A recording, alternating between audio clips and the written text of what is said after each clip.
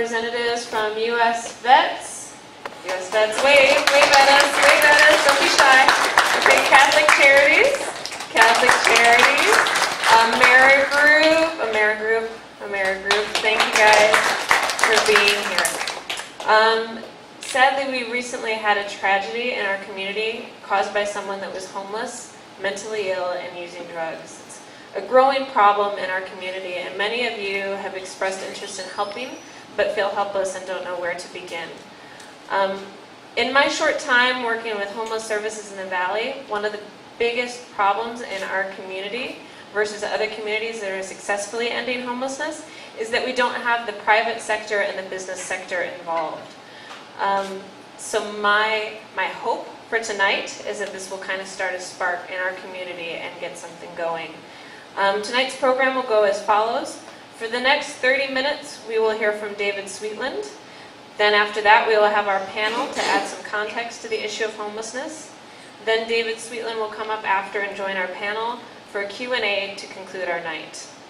I want you to look up here really quickly, this flyer. David Sweetland will come up in a minute. This is David Sweetland's photo the day that we took him to detox. So this is literally the day that we got him off the streets. And then overlaid, you can see some words. That's his story written in his own pen that we've put in over that. So just keep that in mind as he comes up here in a minute. David Sweetland was one of the first homeless people that I met. He was sleeping just 2 blocks down the road when I met him. He was an alcoholic, and we tried several times with the help of West Care to try and get him sober, and had no luck. And I saw potential in him, and that I knew that if we didn't save his life, the streets would take it from him. Today, David is over 5 months sober, and it is my honor to invite David Sweetland to the front.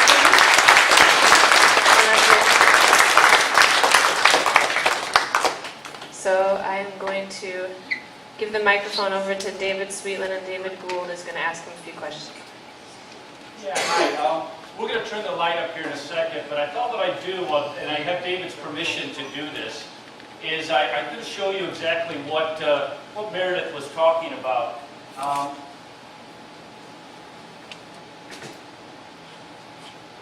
This is actually a little small essay that David wrote and shared with Merideth and me.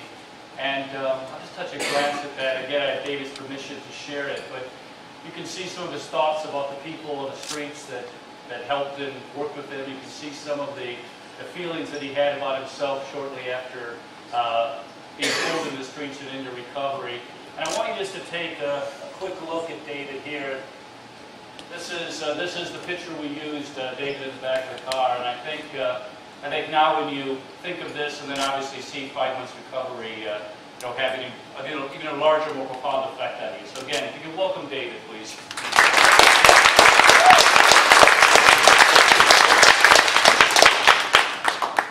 I've got a short amount of time, so really this is just going to be a glimpse into my wild life. I look out at the audience, and I know several people here who have had their hands in my life over the last 3 years that I've been in Las Vegas. I see Jimmy over there. Jimmy, he was the first gentleman that got me into Catholic Charities after I spent a lot of time at Sunrise Hospital recovering from a heart attack and a stroke. Two substantial events that I had no idea were coming. I'd been riding my mountain bike around the Southwest. I was journaling for newspapers, for magazines, and for other periodicals along the way. I made it to Kingman, Arizona. I liked it. Spent a couple of years there. Again, riding, living in a tent on the side of a mountain. Kind of a Thoreau approach to things. My Walden Pond was a desert. I enjoyed it tremendously, but I knew that something was physically coming to strangle me, and that was the heart attack and the stroke. I ended up in the Kingman Regional Medical Center. Now, this was about 3.5 years ago. I'm 60 years old, to give you sort of an inkling of time here. They patched me up. They sent me down to Sunrise. I spent considerable time down here. A doctor friend of mine who I grew up with, Dr. Jamie, he just happened to be in the neighborhood. And I hadn't seen Jamie in a long, long time. But I was so amnesic that I didn't recognize him when he was bedside. The nurse, I remember saying, "Mr. Sweetland, it's good to have you back with the living." I do remember that, but everything else is a blur. Jamie being there, totally gone. I don't remember a single bit of that. He looked at the EKG readout and said, he walked away shaking his head, praying earnestly, "I think Dave's a goner." Not a goner, quite alive. Jimmy knows me real well from Catholic Charities. I lived in the overnight shelter after I got out of Sunrise. I spent a lot of time with Jimmy, with the staff there. I was a night resident. During the day, I used to go to Salvation Army, the day center. Several of us would do the circuit from what I call Homeless Gulch down there, up to Salvation Army Day Center, over to the mission. We knew all the food handouts, we knew all the clothes handouts, and in a given day we could walk 8 to 10 miles. And that was good recovery for me, being athletic and enjoying the idea of getting my feet back under me. I brought some props. This is my walker. I had to walk it for a number of years because I was dealing with something called syncope or syncope. It's the idea that coming back from a stroke and a heart attack, I could be walking down the road and in a matter of a step or two, I could be tipped over on my face. I always fell on my face. So this is my sidekick. This is Johnny Walker. These are just short intros. I was hoping that 3 police officers would be here. They were very instrumental in getting me off the street. Sergeant Curtis, I first met him as I was coming off the Fremont over here. And by the way, as I talk, I'm going to be scanning out behind you, and I'm going to be seeing my friends walk by. I used to panhandle right here in this corner. This was a very lucrative corner, by the way. But I was coming off the Fremont, and I was walking this way, and I had a bladder full of beer pee, and I needed to relieve myself. Well, I didn't look behind me. Normally, we're real good with 360-degree vision, but for this particular moment, I didn't have that vision, and I was urinating in public because I needed to go. Sergeant Curtis came rolling right up behind me, and he said, "Dave, what are you doing?" I had to go, and I couldn't get into El Cortez. They wouldn't take me. They really wouldn't. I couldn't get a McDonald's hamburger down here on the Fremont. They turned me away at the door. He gave me a ticket, and then 2 days later, he's out buying me a sandwich. He was very instrumental in my recovery.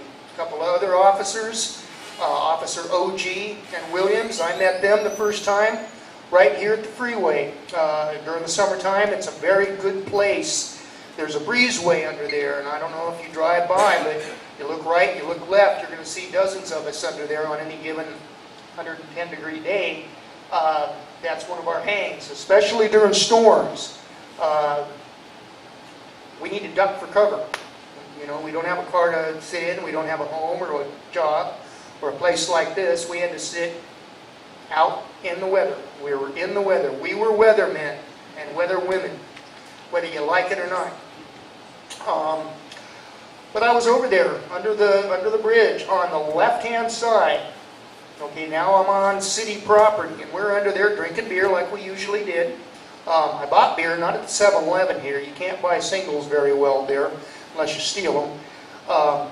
Next place up is Pump and Snack. That was my pub, and my beer hustle was right there. Buy the beer, take it under the bridge. We're sitting there, and we knew that the cops routinely would come through there and do one of 4 things.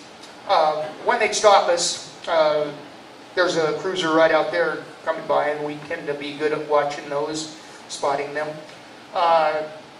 They hassle us. They run us. They want to see if we've got any outstandings. We all do. At any given time, I had 6, 8 outstanding tickets. they take us to jail. That was a routine event. It was almost like a public school outing. Something different. It got us out of the weather. It gave us days to recover. If we can't have our alcohol, we can have Librium. 3 meals, a cot.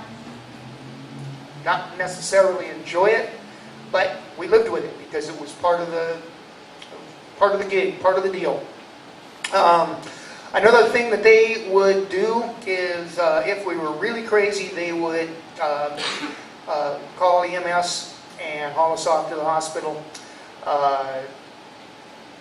psych ward, or if we were drunk enough, they'd take us to West Care. And I do thank several of the West Care people that are here tonight. Luana Calhoun is my case manager.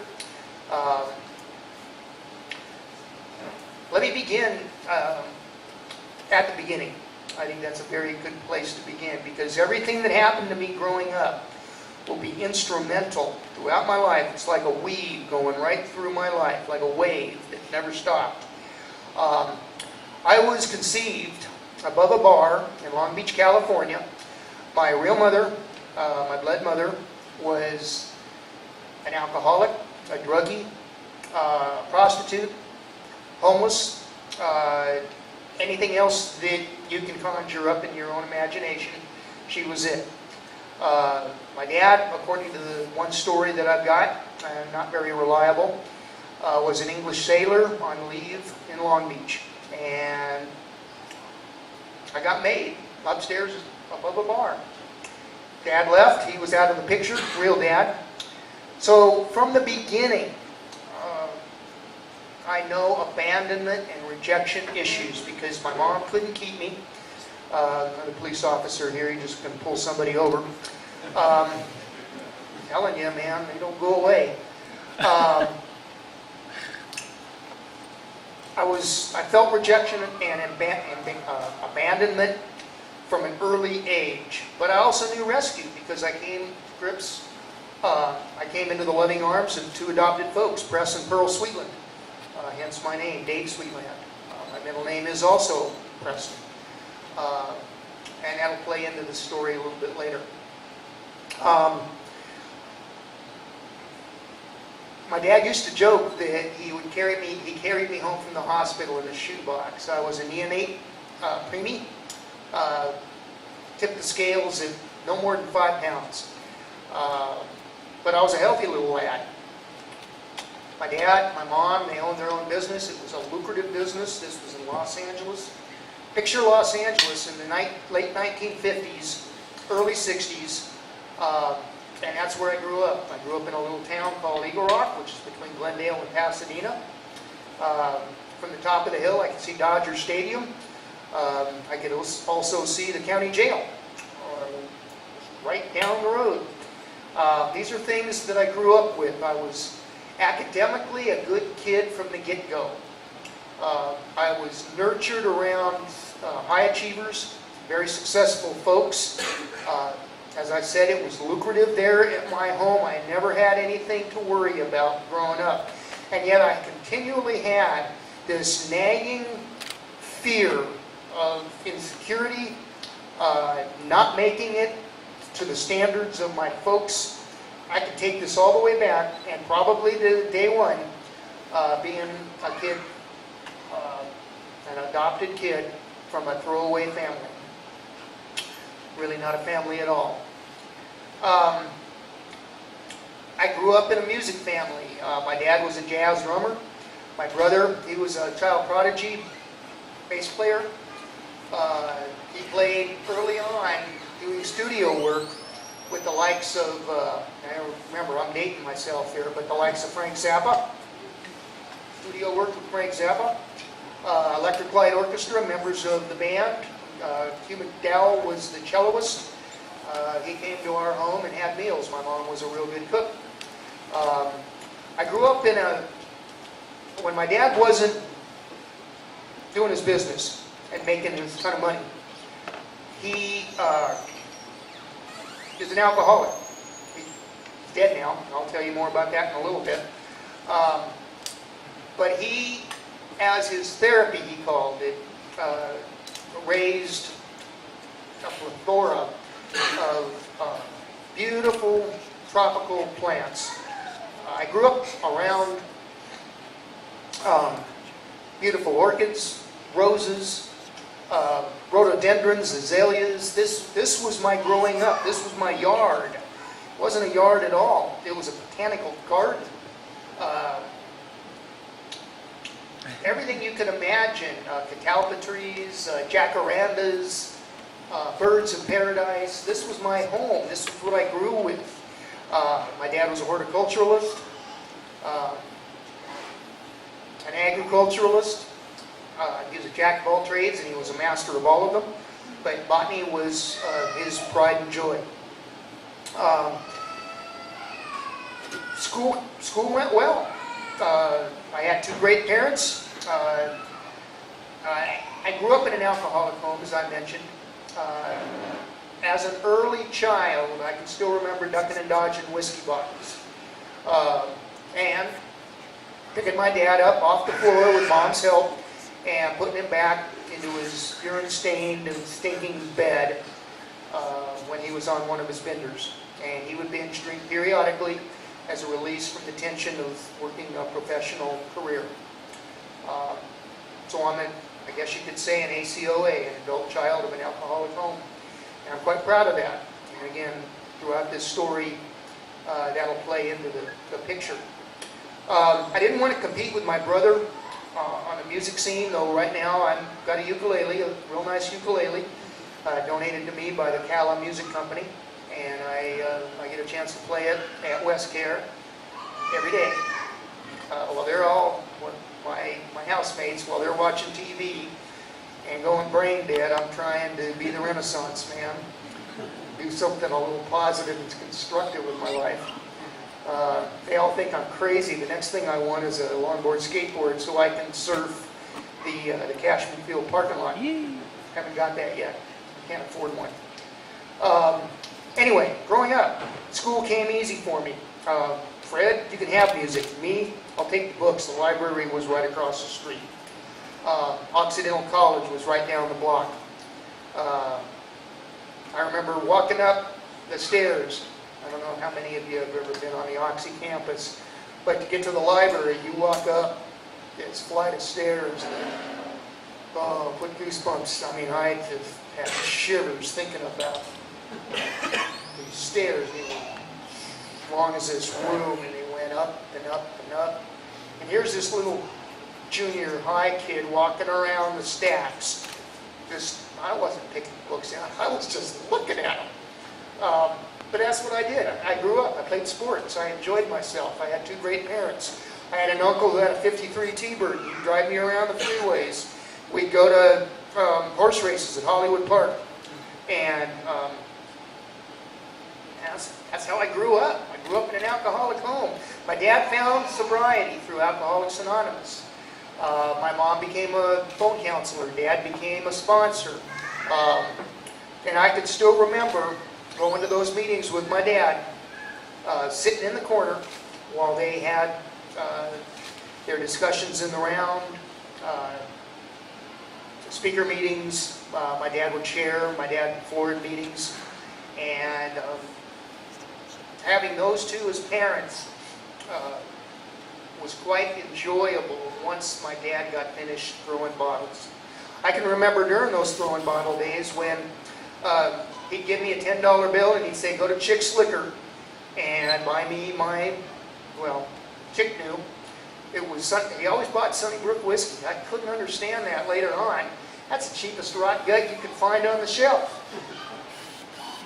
I mean, he could have bought the best on the market, but he chose Sunnybrook. I don't get it, Dad.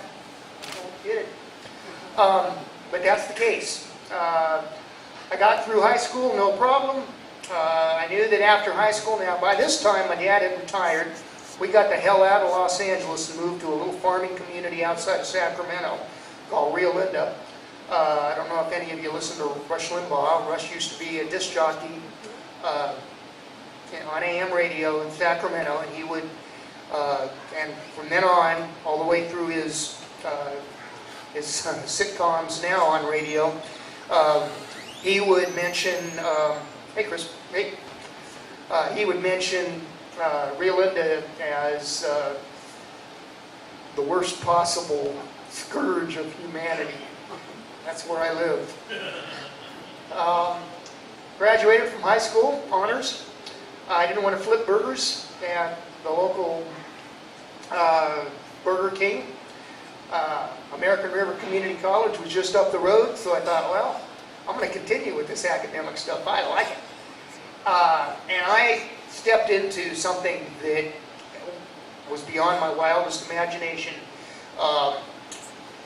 I knew that professors were people with a lot of knowledge. I mean, the whole idea of the name university means universe.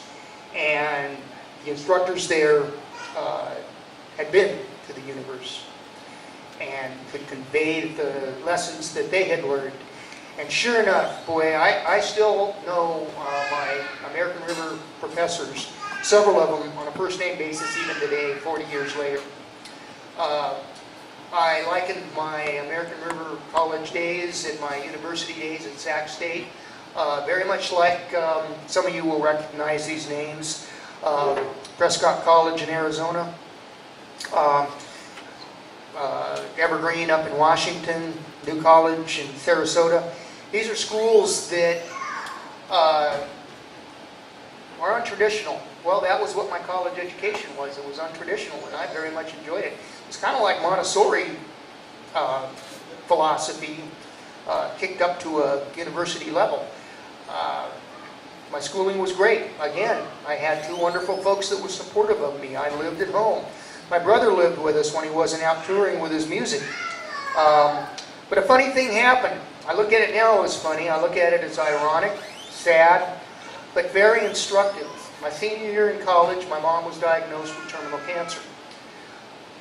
Quite a graduation present, wouldn't you say? It was not fun. And it was a shock beyond all shocks. I had never known anybody in my family to go through anything remotely like death. Now, of course, I still remember back to my childhood, I can still deal with the concept of abandonment and rejection. I had actually been able to articulate those concepts. But to lose a mom who rescued you, oh, God, that was beyond my coping skills. My sister was 10 years younger than me that I really never got to know too well, though I babysat her kids in Eagle Rock quite a number of times, and was quite close to her, though I never really had the ability to carry on a one-to-one conversation except for these last 15 or 20 years. But my sister Sylvia, my dad, me, my girlfriend, we all thought together corporately, what are we going to do? Are we going to take Mom to a hospice and let her die in peace under the watchful eyes of nurses that didn't know who she really was? And we said, no, we're going to be the nurses. We're going to take care of her on our own, and we're going to do it the best we know how with the incoming nurses that came to visit with the hospital staff when my mom needed to go in and do her chemotherapy. That was my senior year in college. Up till that point, I was doing wonderful. I really had not thought at all about a homeless career, about being an urban camper. Never thought of it. Never even crossed my mind, other than in a couple of capacities. Watching the movie, and I'm sure some of you have probably seen this movie, Down and Out in Beverly Hills. That was an eye-opener for me. I majored in botany, of course, and cultural geography, social anthropology, and one of my classmates in the geography department did his senior project, his bachelor's degree senior project, by doing this. He took a camera, remember this is back in the 70s, late 70s, he took a camera that was mic'd, and he went into the bushes by the American River, by the railroad tracks down there where the hobo camps were, and he did a very good documentary on the life of a homeless man in Sacramento. The stage being the hobo camp for the railroaders. that was the second eye-opener for me, that perhaps these things were portends for things to come. My whole senior year, my grades dipped. I didn't tell any of my professors, though they asked routinely, "Dave, what's going on with you? You're not your normal self." I was showing signs of depression, of anxiety, of depletion, and I did not have the guts to tell them. I didn't tell them. I didn't tell these wonderful professors who took me under their wing and took me into their homes. Only a few knew. And now at this time I was developing my rock climbing and skiing skills. Shortly thereafter, I became professional in both those sports. This is in the late 70s, early 80s. It's not like it is today. But I taught skiing, I taught climbing, I enjoyed myself. I lived at Lake Tahoe. I was a constructive and a contributing member of society. Though I didn't make a ton of money, I had a ton of fun. And I'll never forget those days. That's where I met my wife, who will play into the story here real shortly. We call this a 3-act play that I'm speaking of here. The first act was my beginnings. We're moving into the second act, and I'm going to just camp on it a little bit, and then I'm going to move forward to Act 3. My second act was basically getting married, starting to have a family, and wondering what in the hell am I going to do with my life at 30 some odd years old in a career. Working for Outward Bound during those wilderness years, I would take people out into the wilderness for 3-week mountaineering expeditions, and I noticed out there that when you take people away from their creature comforts and you instill them or put them into an environment that is very strange and kind of scary, interesting things happen in their psyches, their inter- and intrapersonal relationships. I didn't know enough about that, so I enrolled in a master's degree in clinical psychology. I spent 2 years at that, earned quite a number of thousands of hours of internship, working in a clinical setting. I really didn't enjoy it. I was more of a social anthropologist or a social psychologist. I wanted to know how groups of people behave. And that's gonna fit into my homelessness here in Vegas too. I enjoyed the master's degree. Again, I got top honors. I got a job almost right away at a community college in Florida as both a counselor and as an instructor. I taught college survival skills, psychology. I did everything that a community college counselor does. I flat out enjoyed it, and I thought for sure I had found my career because I did good at it. Problem was, it was a dated assignment. When I wasn't in school, because of my outdoor activities, my enjoyment of being there, I couldn't climb rocks. They're pretty flat in Florida. No snow to ski on, so I turned to windsurfing and I turned to sea kayaking, which, being a high achiever, I got good at. So did my wife. Lindley is very athletic herself. She's probably, let's see, what's today? Monday? She was probably surfing.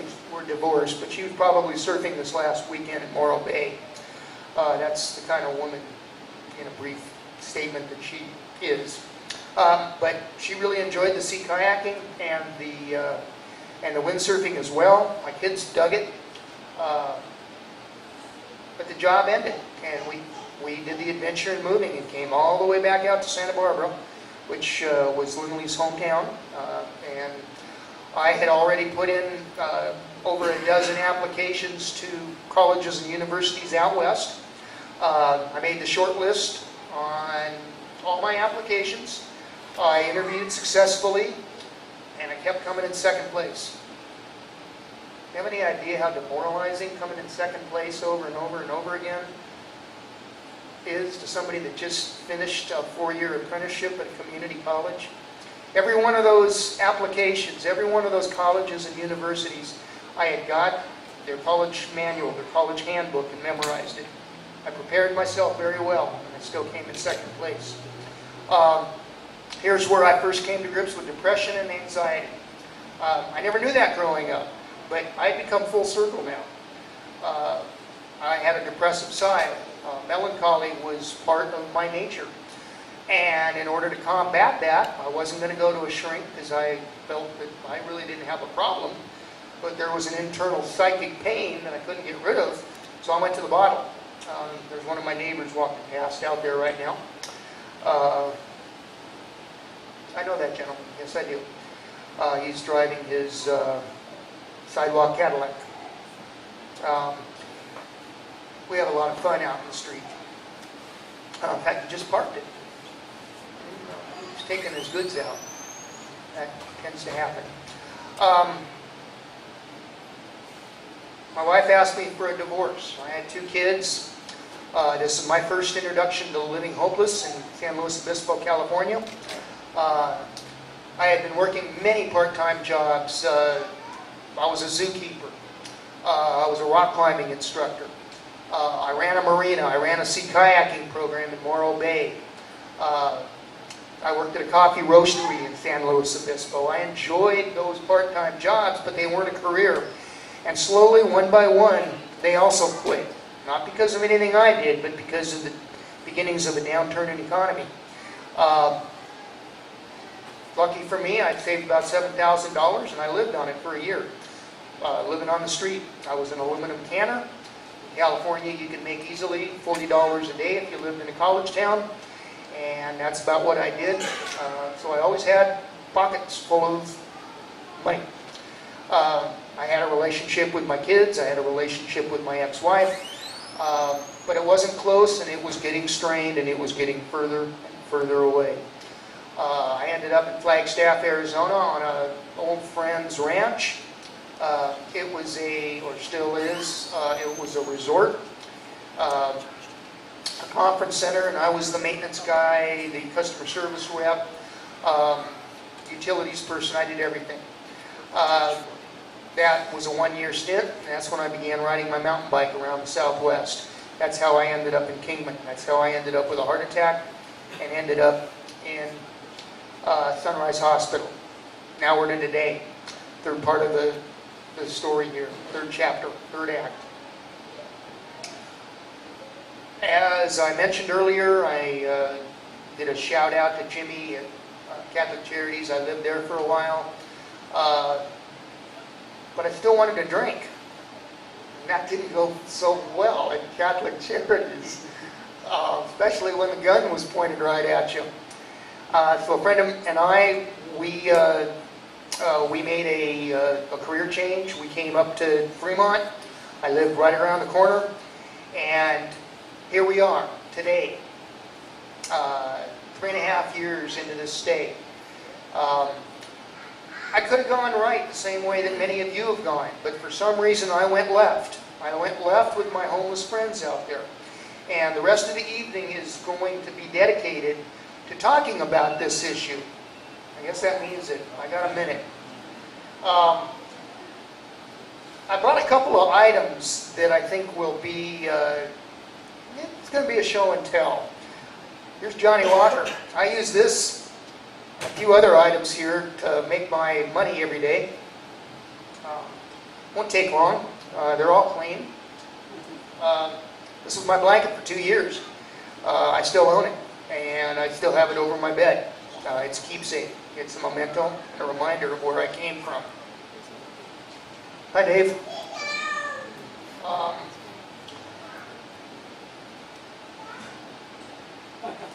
Yep.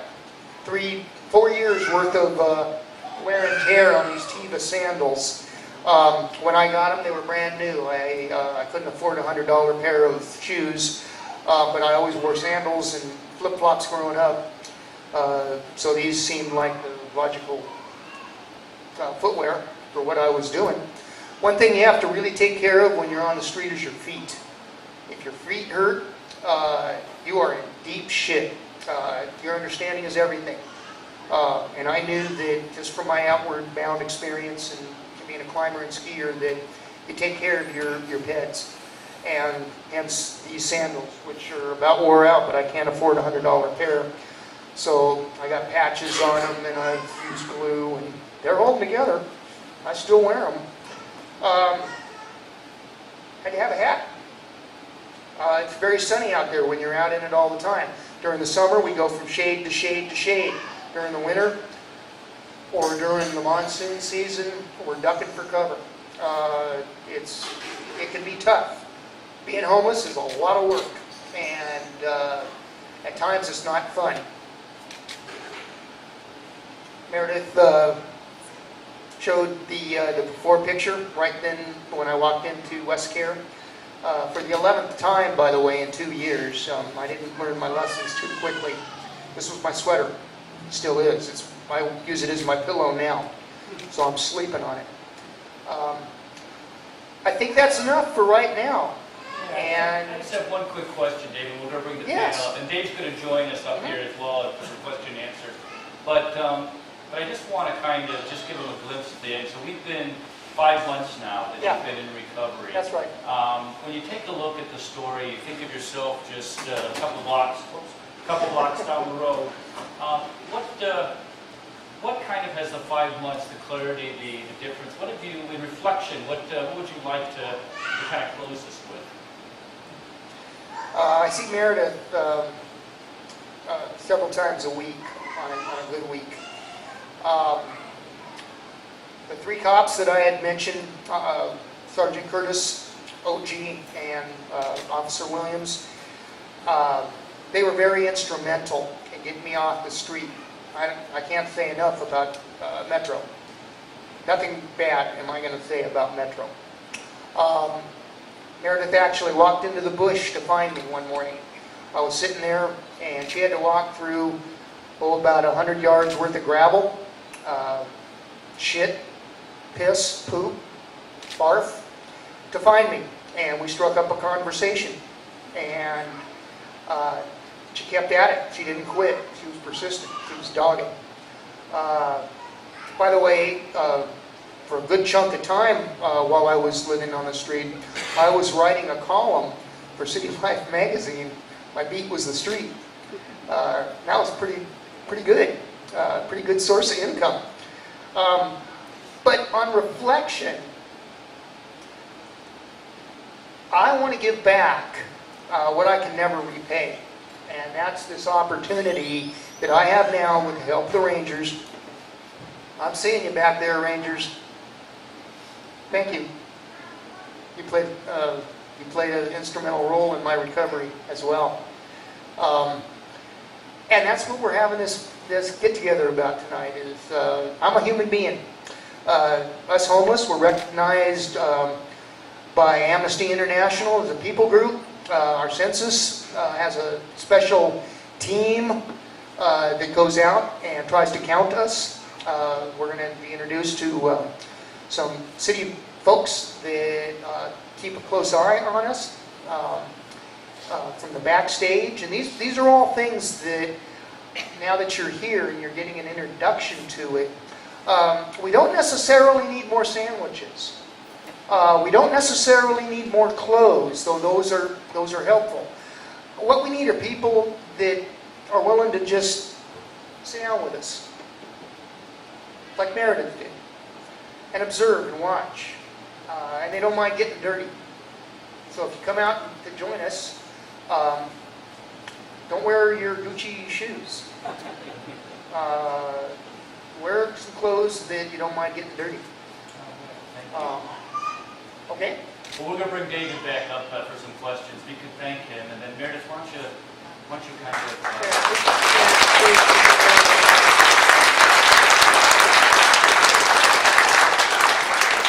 So, David knows I have this, but there's a message, and it's really hard for me to play this and not get emotional.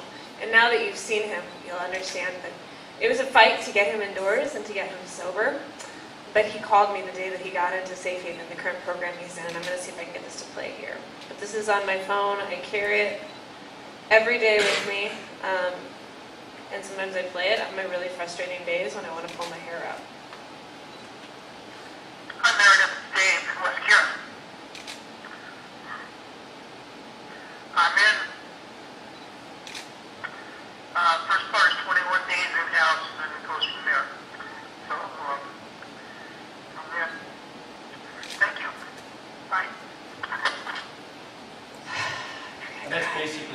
you, Meredith, that he was in recovery, that he was there, right? Yeah. Okay. Well, why don't we bring the panel up, Meredith? Yes. And So then if we we'll, could have the panel. yeah, come and up, I'll do some please. introductions while they're coming up.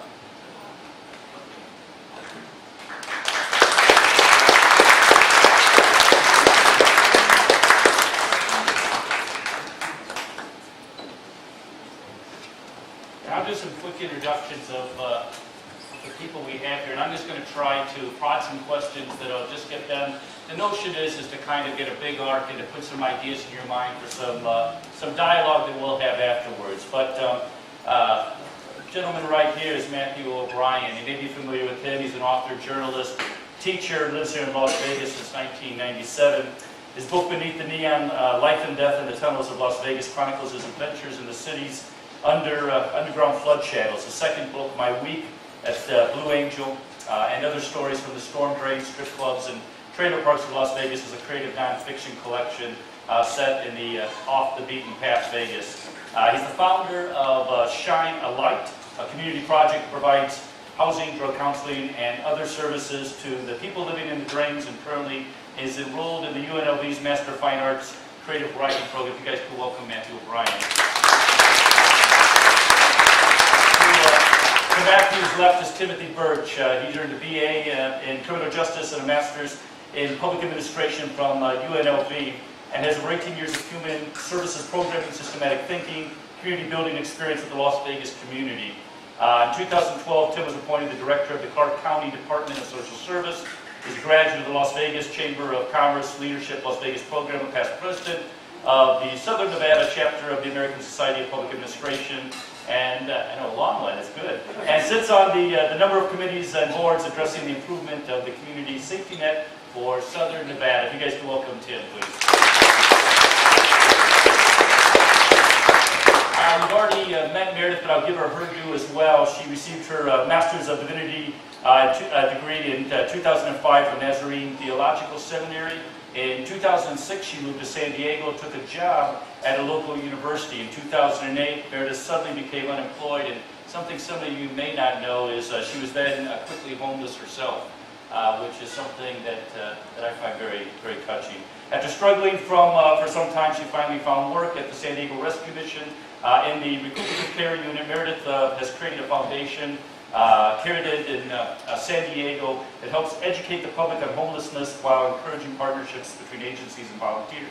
And she has also participated in the 100,000 Homes campaign. In 2014, we were fortunate enough to get Meredith here when she joined the Downtown Rangers, and obviously, as you can imagine, her hope was to be a catalyst for ending chronic homelessness in Las Vegas. So, another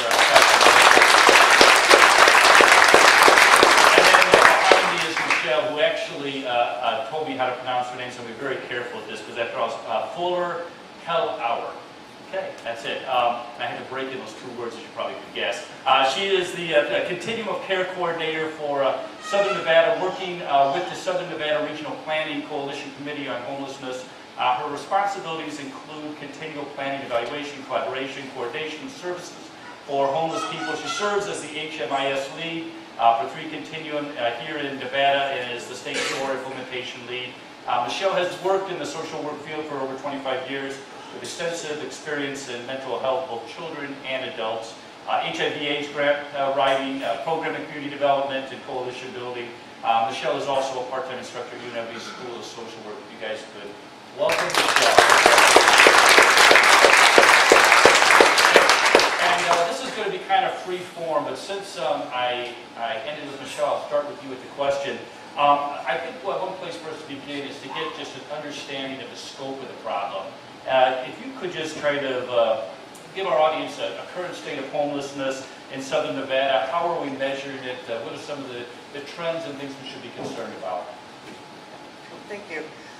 We do a homeless census every year. We do a snapshot of those folks that are citizens in Southern Nevada who find themselves without a roof over their head.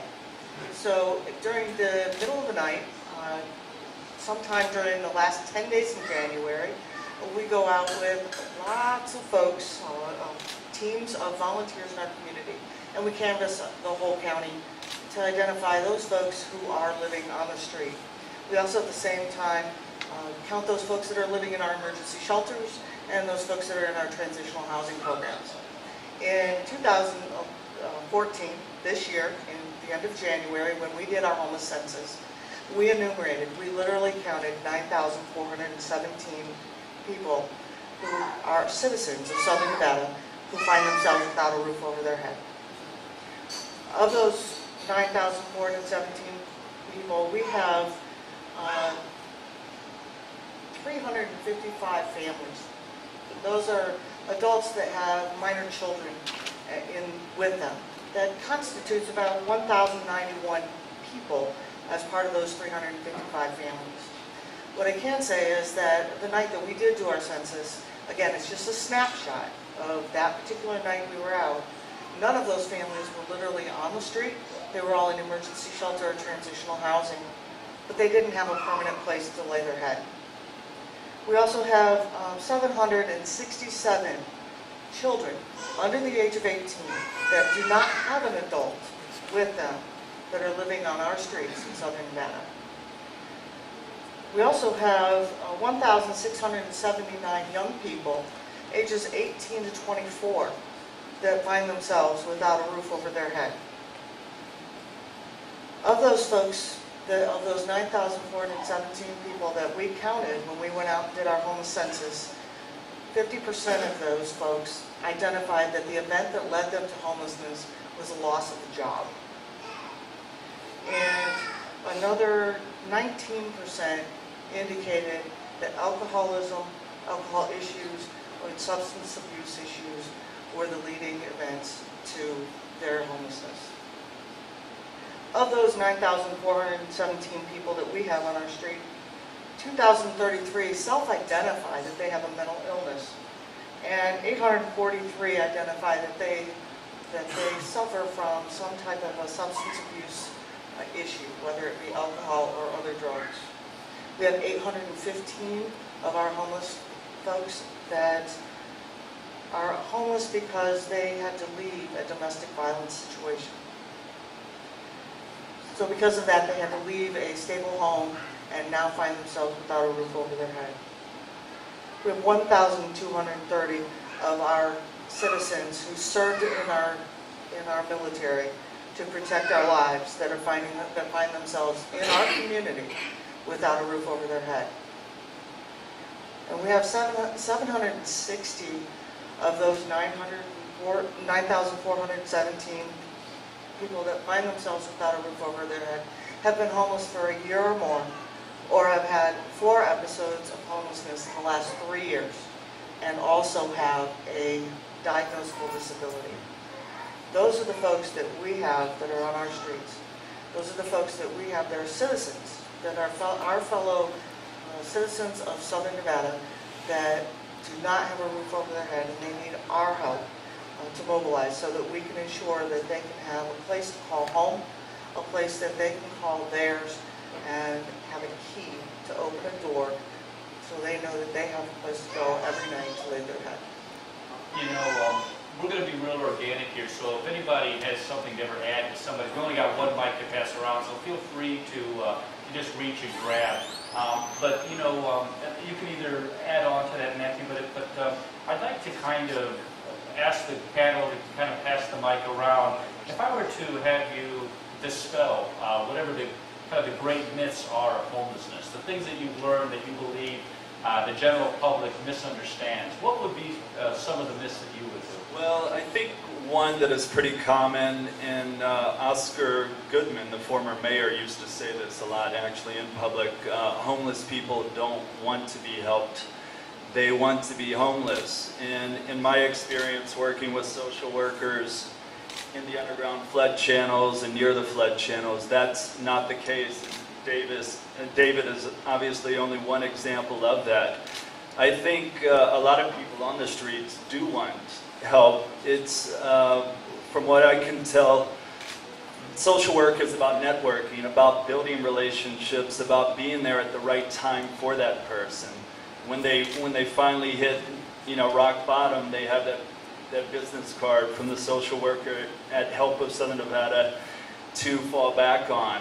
And I think that's one myth And sure, there are people out there, I believe, who are comfortable with it and aren't ready to leave at the moment. But in my experience, most homeless people do want to, get off the streets at some point.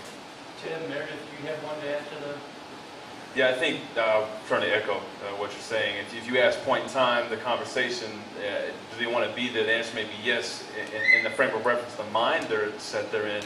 But we're looking at, Michel threw some stats out there, and I think we have a very low representation because in our stats, those are self-reported surveys people are taking around substance abuse and mental illness. The national stats are way higher. They show that if someone has an addiction for 12 months or longer, over 50% of those folks have a mental illness associated with that. So what types of choices are you able to make in that frame of mind at that time?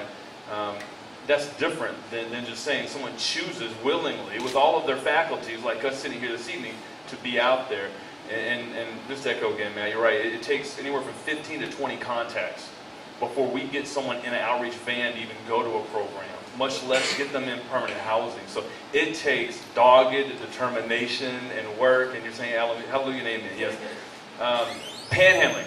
We did a panhandling study a few years back, and the idea that everyone out there panhandling is homeless or doing it to support an addiction, it was completely dispelled. And the idea, the media loves to paint the picture of, let's follow, it was recently on YouTube, I'm going to follow the lady out of Times Square and watch her get in a Toyota and drive away. People love that urban legend.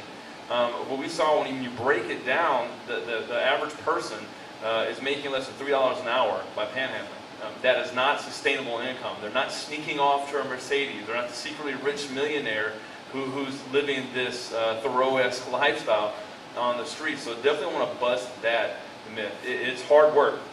Dave said, being out on the street, and that's true. And we need to be there because the unemployment rate for someone with mental illness in this community is over 80%.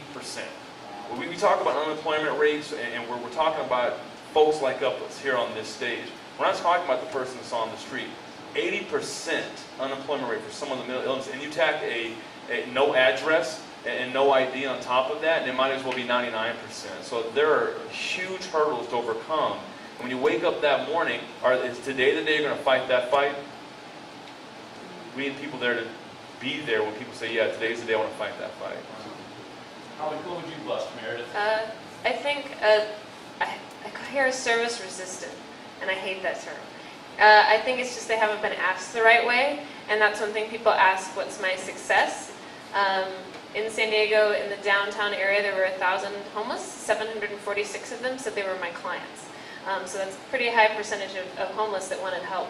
And I had some people that were 15, 20, 25 years, and I wish it was just 15 times that it took to get them. But some of them 60, 70 times encounters, but it's that repeat encounter and that contact. And like Dave said, and like Matthew has mentioned, I know, is that the friendship, just that connection with someone on the other side to pull them along, and that's what I see the role of the caseworker being, is to kind of pull them along and then to help them, give them options, and that's where the wisdom of the caseworker comes in. Okay, you're not a good fit here, let's try here.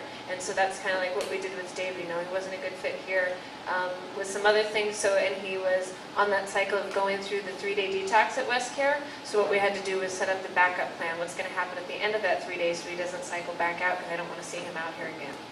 But Michel gave me the nudge. She's got a myth to bust here.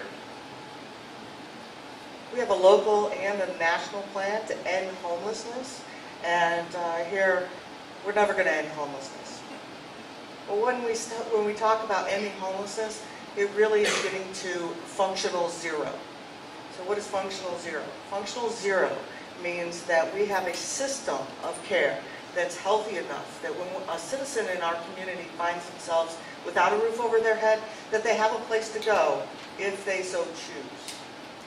If they so choose. So that we need a system of care healthy enough for the folks that when they do make that decision today, I am ready, that we have a place for them to go. I'm going to let you guys reach for the mic to answer this one. I'd like to start with things that maybe are working. What are some of the things in the community, some of the things with homelessness that we're doing right now that are being effective? Someone want to address that? I think we do this for a living, so we go to conferences and we go to things throughout the nation, and people are always surprised at how well the government entities work together. So I've got some folks from the city of Las Vegas here, so I just want to give a shout out. But we have a very strong interjurisdictional approach here through the Committee on Homelessness and Continuum of Care. A lot of communities don't have that. The territorial battles keep things locked into certain streets and zones, and we've worked for 7 to 10 years now building those systems. So things we're doing well are collaboration, working with our nonprofit partners. It's odd, though, to people outside this community that government oftentimes, along with nonprofits, are leading the charge because there's not this loud corporate voice. When you look at Los Angeles, the road home, it was a downtown business project that said $1.1 billion to build our way out of this homeless issue. Look at Cleveland, Procter & Gamble, millions of dollars in collective impact dollars.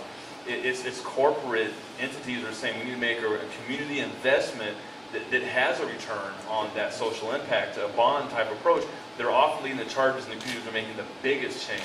So when they look and say, hey, you've got nonprofits who are overwhelmingly dependent on government funding and local government together making the impact that we're making, people are oftentimes amazed on what are we doing? And then we just point to our partners to our left and our right and say it's because of people like this that we're making the impact. Yeah, in my 17 years here, I've seen a lot of progress. I mean, it used to be typical for Metro, and it was good to hear David say something positive about Metro when it comes to homelessness, because a lot of times on the street or what you hear are negative stuff. Metro used to just sweep out homeless encampments. No one was notified, that type thing. Homelessness was criminalized for many years here. It was named one of the meanest cities towards the homeless, I think around 2005. We saw more outreach. I guess my fear is that the recession has kind of set us back in some ways. I mean, I think the coordination has continued to improve, but the most important thing, outreach on the street and offering housing seems to, in my estimation, have slowed down a little bit. And that scares me because I know what the census numbers say that, over the past several years, the homeless numbers have gone down, but what my eye is telling me that it's not gone down that much. I seem to be seeing more and more homeless people out there. While you have the mic, you've written about the storm drains, which I don't know if there's anyone here that doesn't really understand it, but I would like you to go into explain a little bit about the storm drains and the work that you did down there and what you saw. Yeah, the spring of 2002, I had read about a murderer who would use the underground flood channels, big concrete tunnels that go beneath the city to evade the police. And that got me curious about what this person experienced down in these tunnels. So I went down with another writer for Las Vegas City Life to kind of explore the tunnels. And we found some, debris that had washed in there, some graffiti. And then we started stumbling upon homeless encampments, which shocked us because it was not common knowledge that people were living in these underground flood channels. I continued to explore the tunnels on my own, try to explore all of them with a tape recorder and a flashlight, and sharing the stories of the literally hundreds of people that live beneath the neon, as the title of my book suggests. Does anyone else have a comment on what we're doing right? Yeah.